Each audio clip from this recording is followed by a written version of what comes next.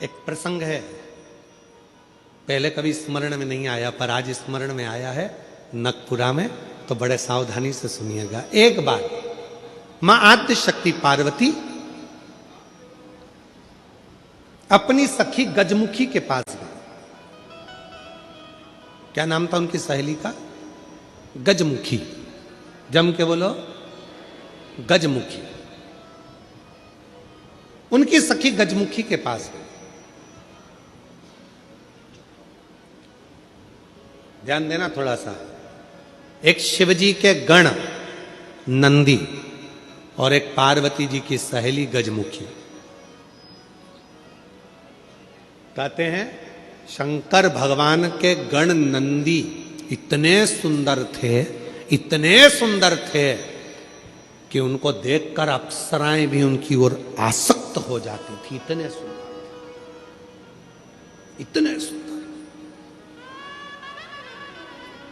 तब बाबा देवादिदेव महादेव की आराधना में नंदी लग गए। शिवजी ने कहा वर मांगो, तुमको क्या चाहिए? तो कहा कि मेरा मुख बदल दो, मुझे ये मनुष्य का चेहरा नहीं चाहिए। क्यों? अगर ये चेहरा रहेगा तो लोग मेरी ओर आसक्त होंगे और मैं आपकी भक्ति नहीं छोड़ना चाहता, इसलिए मुझे ये चेहरा हटाकर आप नंदी का चेहरा लगा दीजिए और मुझे आपका शिष्य बना दीजिए। दूसरे नंबर पर है माता पार्वती जी की सहेली गजमुखी। इतनी सुंदर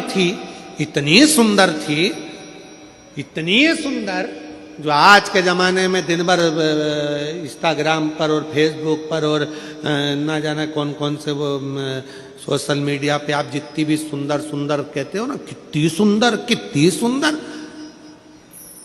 ये सब जितनी दुनिया की सुंदरता है पार्वती जी के साथ रहने वाली एक उनकी सखी गजमुखी के चरणों की धूल के बराबर है। चरणों की धूल के बराबर। इतनी सुंदर थी गजमुखी। एक दिन गजमुखी आई पार्वती जी के पास। गौरा ने कहा क्या बात है, क्या हो गया? एक वर चाहती हूं तुमसे। क्या वर है? बस मैं चाहती हूं कि जब भी मैं तेरे साथ चलूं पूरी दुनिया की दृष्टि केवल तुझ पर रहे, मुझको कोई ना देखे, ऐसा वर चाहिए। पार्वती जी ने कहा इतनी स्त्री की सुंदरता तो उसके चेहरे से ही होती है और तू ऐसा वर मांग रही? नहीं, मुझे बस तू वर दे दे, ऐसा वर दे दे। पार्वती जी ने कहा तुझे जो अच्छा लगे वो प्राप्त कर ले, मुझे हाथी का मुख लगा दे। हाथी का, ठीक है। गजमुखी हो गई पार्वती जी, बहुत सुंदर। अब एक बार गजमुखी ने नंदी से संवाद कर लिया। बहुत सुंदर प्रसंग है, थोड़ा ध्यान देना। पहली बार स्मरण में आया इसलिए उसको सुनाने का मन कर गया। बहुत सुंदर। गजमुखी ने नंदी से एक बार संवाद कर लिया। दोनों की खींचातानी होने लगी। नंदी कहने लगे भोलेनाथ जी के भार को मैं अपने कंधे पर लेकर चलता हूं, मेरी पीठ पर शिव और शक्ति दोनों विराजमान होते हैं, मैं उन दोनों को भ्रमण कराते रहता हूं। देखा मुझ में बल, मैं शिव और शक्ति को अपनी पीठ पर बिठाकर घुमाता रहता हूं। गजमुखी सुनती रही। गजमुखी ने कहा रे नंदी, ये तेरा भ्रम है कि तू शिव को उठाकर लेकर जा रहा।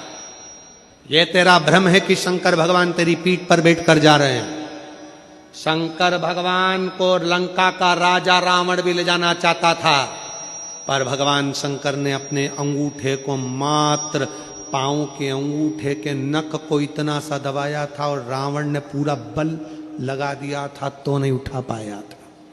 जरा सोच नंदी, वो तो शंकर भगवान की कृपा है तुझ पर, इसलिए शिव जब तुझ पर बैठते हैं हल्के हो जाते हैं, इसलिए तेरे साथ चले जाते हैं। पर नंदी मानने को तैयार नहीं। जब नंदी नहीं माना तब गजमुखी ने कहा कि नंदी मेरी बात मान ले। नंदी कहते नहीं नहीं, अगर तुम कहती हो कि शिव हल्के हो जाते हैं भक्त के लिए, तो तुम ऐसा कुछ कर कर बता दो कि शंकर भगवान तुम्हारे कहने पर बैठ जाए। ठीक है, आज गजमुखी पार्वती जी की आज्ञा लेकर तब साधना में बैठ गई। शिव जी प्रसन्न हो गए। क्या बात है गजमुखी, क्या चाहती हो? इतने दिनों से तुम तप साधना कर रही हो पार्वती की, आज मेरी तप साधना?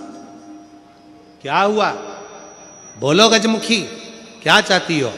गजमुखी ने एक बेलपत्र का पत्ता दिया और बाबा भोलेनाथ जी से कहा, बाबा मेरा निवेदन है, इस पत्ते को मैं हवा में उड़ाऊंगी, आप उस पत्ते पर क्या बैठ जाओगे? शंकर भगवान बोलने लगे, अकेला बैठूं या पार्वती को भी बैठाऊं? गजमुखी बोली, इतने से पत्ते पर पार्वती भी बैठ जाएगी? शिव जी बोले, पार्वती को बिठाऊं, साथ में गणेश जी को भी बिठाऊं कि रिद्धि सिद्धि को भी बिठाऊं? गजमुखी ने कहा, इतने से पत्ते पर गणेश रिद्धि सिद्धि बैठ जाए। शिव जी बोले कि कार्तिकेय को भी बिठा लूं कि अशोक सुंदरी को भी बिठा लूं कि जया विशारा सामरी बारी दौतली देव सबको बिठा लूं? इतना बड़ा परिवार सब बैठ जाएगा? इतने में शिव जी बोले कि भगवान विष्णु और लक्ष्मी को भी बिठा लूं क्या?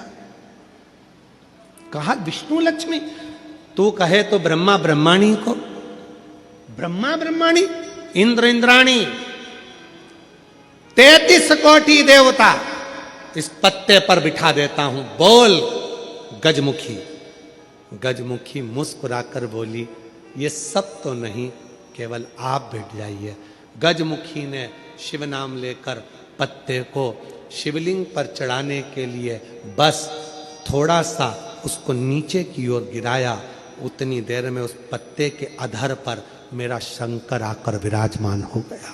मेरा शिव, मेरा शिव उस पत्ते पर आकर विराजमान। आवाज लगाई, नंदी जल्दी आओ। तुम कहते थे मुझ में बल है, मैं शिव को पीठ पर बिठाता हूं। तुमसे ज्यादा बल एक बेलपत्री के पत्ते में है, जो पूरे 33 कोटि देवता को एक पत्ते पर बिठा सकता है। एक बेलपत्र के पत्र में वो बल होता है, एक बेलपत्र के पत्ते में वो बल होता है, पूरे ब्रह्मांड को वो अपने में समेटे रहता है। तब भगवान शिव ने प्रसन्न होकर कहा, सुनो गजमुखी, आज मैं प्रसन्न हुआ, तुम्हें वर देता हूं। जब भी पृथ्वी पर मृत्युलोक में कोई पार्थिव शिवलिंग का पूजन करेगा और पार्थिव मिट्टी का जब कोई शिवलिंग बनाएगा, उस शिवलिंग को केवल थाली पर, पाटे पर या लक्कड़ पर नहीं, मेरा बेलपत्र रखकर जब उस पर कोई शिवलिंग का निर्माण करेगा, जो कामना वो चाहेगा उसकी कामना शिव उसी क्षण पूरा कर देगा, उसी क्षण पूरा। आप में से कितने लोग हैं जो पार्थिव लिंग का निर्माण करते हैं? हाथ उठाओ। करते हो सब? वैसे नहीं करते होगे तो सावन में अपन लोग सब मिलकर ही करते हैं।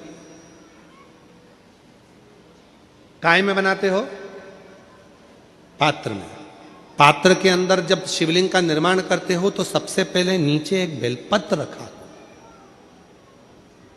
रखते हो? जम के तो बोलो, रखते हो ना? बहुत जरूरी है एक बेलपत्र। क्यों? कहते हैं जब हमने शिवलिंग बना लिया, पूजन चालू कर दी, पानी डालना प्रारंभ करा, ये तो मिट्टी है, धीरे धीरे पानी चढ़ते चढ़ते गलने लगती है। जब मिट्टी गलने लगती है, शिवलिंग थोड़ा थोड़ा थोड़ा थोड़ा खंडित होने लगता है। मन में आता है कि हमने शिव जी की पूजन करी, शिवलिंग मिट्टी का था, गल रहा है। शहद चढ़ाने से, दूध चढ़ाने से, जल चढ़ाने से, अभिषेक करने से मिट्टी गलने लगी है, शिवलिंग खंडित होने लगा है।